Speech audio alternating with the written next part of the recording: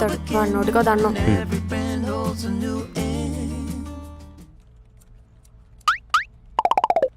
నాతో ఏమైనా మాట్లాడాలా? ఏం లేదు, హనీమూన్కి ఎక్కడికి వెళ్ళారా అని.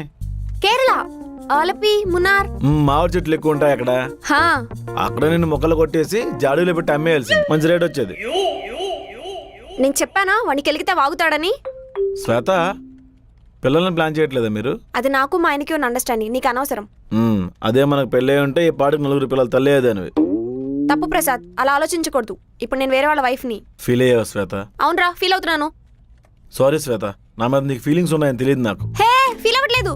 ఫీల్ అవ్వట్లేదా? అయితే మీ ఆయనకి డివోర్స్ ఇచ్చేసే, మన దూరంకి వెళ్ళి పెళ్లి చేసుకుందాం. నీకో దన్నాను రా బాబు, ఎడ్డమంటే తెడ్డమంటావు. ప్రసాద్ గారు, మీ మరదలు కూడా లేచిపోయింది కదా, శ్వేత గారి మీద ఎందుకంత కోపం? మీ మరదలను ఎప్పుడు ఏమన్నా చూడలేదే. ఆహా, ఒకసారి దాన్ని చూడు.